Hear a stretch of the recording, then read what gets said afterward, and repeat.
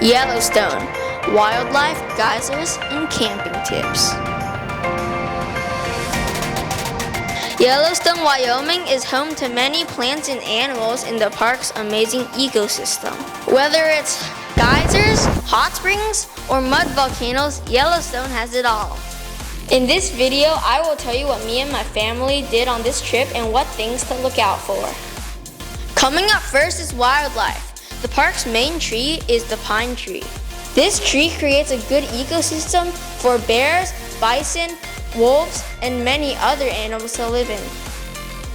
Although bears, bison, and wolves are interesting to look at, you never want to get too close to them. You should stay at least 25 yards away from bison and 100 yards away from bears and wolves. Another interesting creature I saw was the wolverine. Although they are not a common threat to humans, they can also be dangerous and you should keep your distance away from them.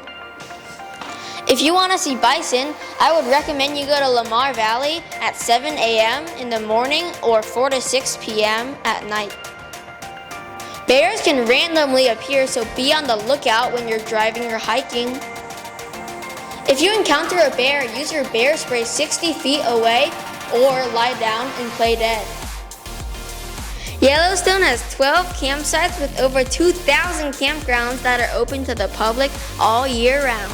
Some of the campgrounds are public for free, and some campgrounds, like canyon campgrounds, are reserved. My family reserved a campground in Canyon.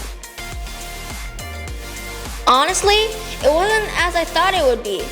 There were loops in your campground number. My family was put to Loop K in Campground 230.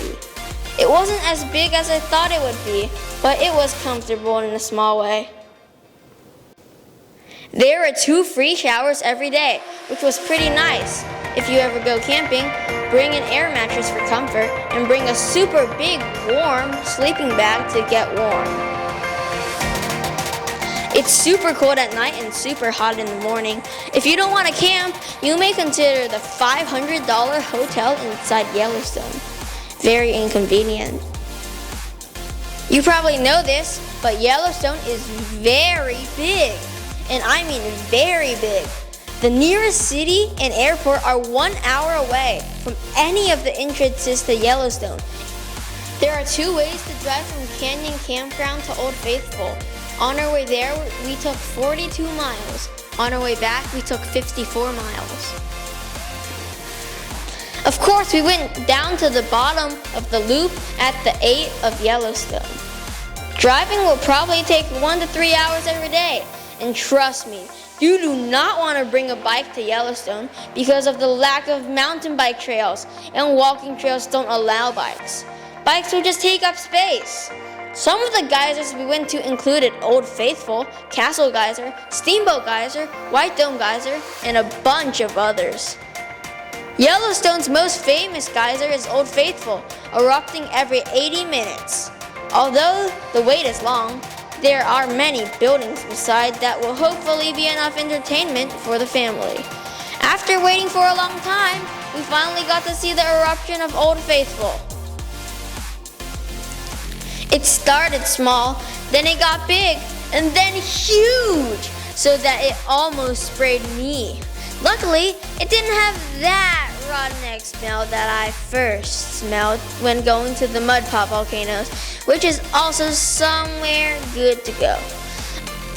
Another stop convenient to go is Norris, where we went to a geyser basin featuring Steamboat Geyser, which we weren't luckily enough to see erupt, but still saw little jets of water coming out occasionally. Steamboat Geyser is another tourist attraction.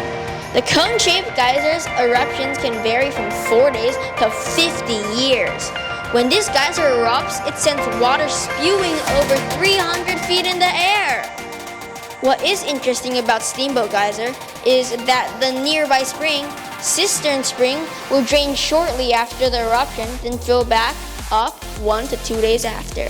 Springs usually are boiling hot and have a rotten egg smell because of the bacteria feeding on sulfur. Some geysers have a cone shape called a cone geyser, and some geysers are just flat on the water, some called the fountain geyser. Cone geysers form from the silica the water blasts out of the geyser. Meanwhile, fountain geysers don't have the silica. An example of a cone-shaped geyser is the White Dome geyser, and an example of a fountain geyser is the Sawmill geyser. Springs are famous because of the multiple rainbow colors that are present. However, these colors are because of the heat-loving bacteria that stick to the spring. A common spring most tourists go to is the Grand Prismatic Spring because of the bacteria mats that make the color and just because it looks good.